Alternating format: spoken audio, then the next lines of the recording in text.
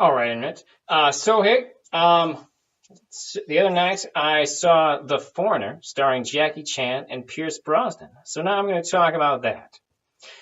So right off the bat, I should clarify, I'm a huge Jackie Chan fan. Just I've loved Jackie Chan for a long time. Just a big fan of all his work. I dig a lot of his personal philosophies, from what I've read.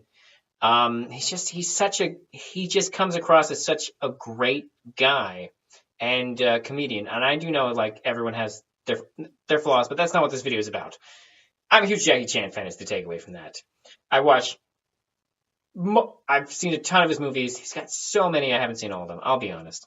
Um, but so I was excited to see The Foreigner, and I could tell from the trailer that when I went into it, and this is the thing you need to be aware of when you go see this movie, because you should go see this movie. Let me be clear about that. Um, the tone is much more serious than any other Jackie Chan movie that I've watched, including the ones that were dramas. Um, including the ones that were dramas. Um, and it is sort of Jackie Chan's sort of Taken movie, because he's that special ops guy who's out for his daughter. Now, in Taken, of course, Liam Neeson's daughter has just been kidnapped. In this movie, Jackie Chan's daughter has been killed by a bomb set off by some IRA bombers. Because yes, it takes place in Ireland, or Englandish Ireland area. I'm pretty sure it's in Ireland. I'd have to go back and watch it again. But that would make the most sense for what I've seen. And the other thing you need to be aware of, besides the fact that this is a much more serious movie from Jackie Chan, is that it is also a Pierce Brosnan movie. Like, Pierce Brosnan's clearly in the trailer, but honestly, I gotta wonder if somewhere Pierce Brosnan is sitting around calling his agent going, "What do you mean I didn't get Bill? What do you mean it's not Jackie Chan and Pierce Brosnan? It's just Jackie Chan." Because Pierce Brosnan, who is sort of the antagonist character, is a lot of the movie's heavy lifting. He does a shit ton of acting in this movie, and his character is fairly meaty for the type of film that it is, and he has a lot of sort of political intrigue going on around his character.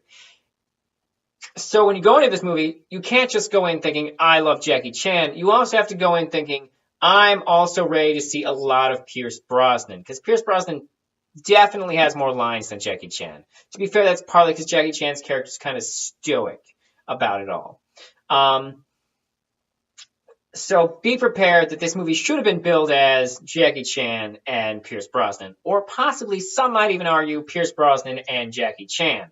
Because while Jackie Chan's character is clearly presented as the protagonist, there's probably more of Pierce Brosnan in the movie than there is Jackie Chan, or at least he has more lines, like I was saying a second ago. That being said, I like Pierce Brosnan. I like Jackie Chan more, but I do enjoy Pierce Brosnan a lot. And I also kind of enjoy the fact that this movie essentially stars two of the guys that the Expendable movies never quite got in there. So that's kind of fun if you think about it. It's also better than all of the Expendables movies. To be fair, kind of different kinds of movies. This one's more of a serious action political thriller. And I'll be honest, in the hands of a lesser director than Martin Campbell, this movie might have been a giant mess.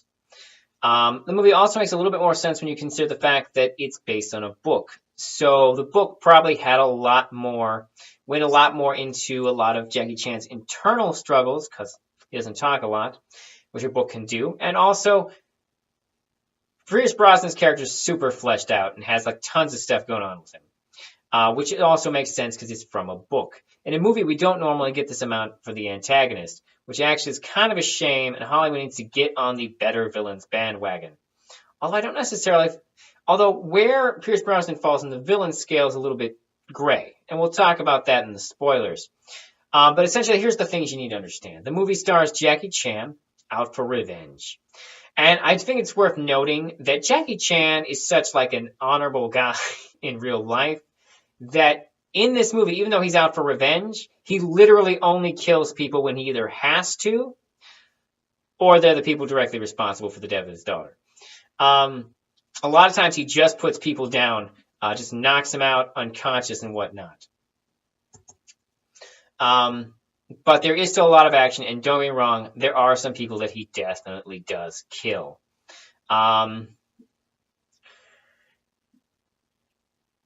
So the fights. There's about 3 or 4 main action Jackie Chan fight scenes. There's also a lot of cool sort of MacGyver Rambo stuff that Jackie Chan does that I haven't really seen him do much in other films. Which actually the movie could have even done more of this, to be completely honest. I want to say also that I love Jackie Chan not just for his martial arts abilities, but also for his acting. He's 90% of the reason I like that Jaden Smith Karate Kid movie, because you probably haven't seen it, or you've seen it and you hate it. But that movie's worth watching or worth rewatching, just to acknowledge the fact that Jackie Chan's performance in The Karate Kid is fucking great. Here, he does some lot of serious acting, and a lot of it's nonverbal. A lot of it is just him acting with purely his face and body language. And it's very good. Or at least I should say he is good. And actually, Pierce Brosnan is good. Actually, the acting is something that is generally good across the board throughout the movie. There's no one really drops the ball in the acting department. I should also point out the fact that the movie it's based on a book called The Chinaman, which I can tell why they changed the name to The Foreigner. Although the movie still has numerous characters refer to Jackie Chan as a Chinaman or the Chinaman. So that's confusing, and also implies that in Britain it might still be okay to use the expression Chinaman. In fact, the book was written in 1992, so even if it's no longer cool to use the term Chinaman there in England, it was definitely cooler to stay longer there than it was here. And a lot of people in the movie actually do use the expression Chinaman. But yeah.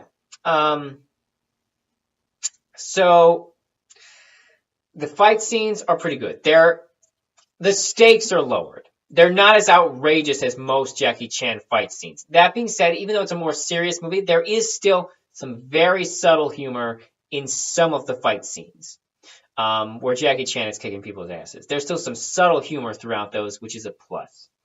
They're well choreographed. The movie uses sort of Western film editing, which I'm not a fan of for martial arts fights, but it's still better than some movies and how they've edited together martial arts fights, because the West frequently just does a lot of fast cuts that turn into garbage. Iron Fist!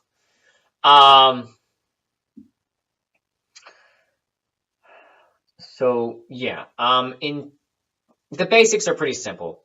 Jackie Chan's daughter's killed by the IRA. Jackie Chan wants the names of the IRA bombers, figures out that the political figure Pierce Brosnan might be able to get those names, comes to him, starts bothering him. Pierce Brosnan doesn't have the names, / doesn't act like he wants to give them to Jackie Chan. And so it's not until like way into the movie that Jackie Chan actually believes Pierce Brosnan that he doesn't know who it was. Because actually that's another layer of the movie, is Pierce Brosnan going through the IRA organization, which he's sort of the head of, and trying to figure out who did the bombing. And we'll talk some more about that in the spoilers here in a second. So just to wrap it up, here's what you need to know. Jackie Chan and Pierce Brosnan both do a killer job performance-wise. The story itself, you're going to want more Jackie Chan, but the stuff that Pierce Brosnan manages to carry the stuff that the movie largely makes up, which is the political thriller part. So if you like Jackie Chan, you like seeing him in movies, I definitely recommend going to see it, because if nothing else, this will definitely help there be more Jackie Chan movies released for Western audiences, which there have been very few of lately. And we need more of them, damn it.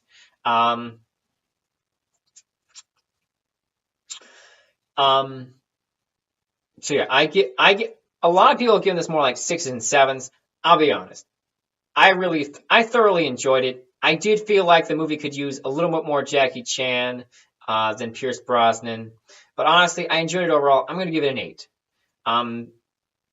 I could definitely understand why this would be more of a 7, or a 6 for some people, but I personally would give it an 8. I did enjoy it, and I would recommend checking it out if you like Jackie Chan and Pierce Brosnan. If you don't care as much for Pierce Brosnan, probably knocks it down to more of a 7 or 6. But if you like both of them, then it's pretty much a thoroughly enjoyable movie.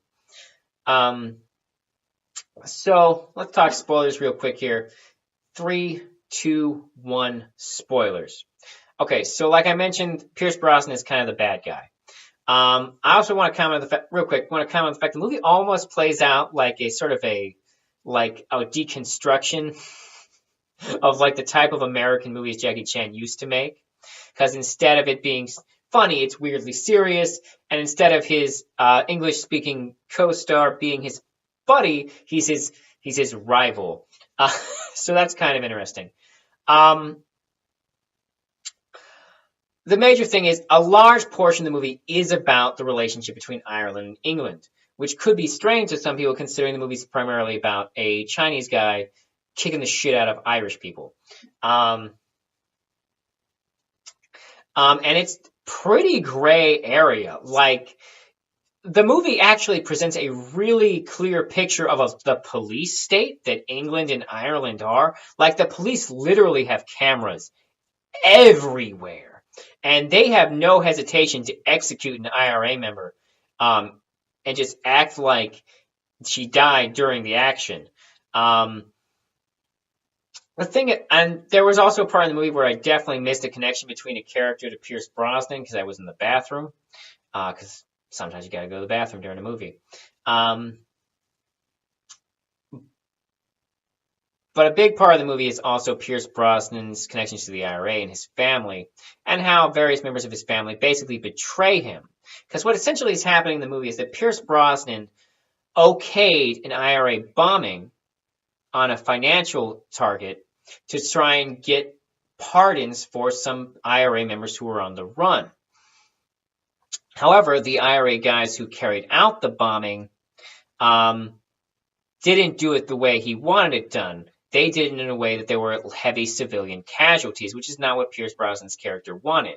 And basically, there's a subtle coup going on behind his back, where people who want civilian casualties to happen are basically saying he's getting soft. And one of those people is his wife, who he finds out later in the movie doesn't love him, just married him to control, so that the IRA could spy on him and control him. And that's really where a large portion of the plot happens, because the Jackie Chan thing is pretty straightforward. He's a relentless machine coming after this guy and basically tormenting him. Well, that's really all the spoilers I had to put in here.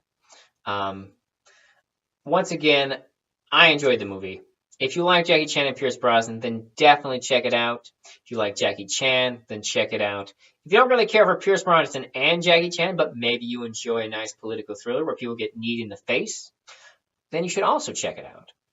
If none of the three things that I said appeal to you, then probably not your type of movie.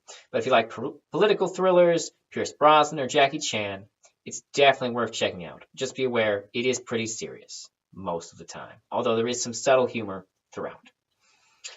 All right. Like, subscribe, comment, share. Watch my 8-ball videos. Yeah. Peace out, Internet.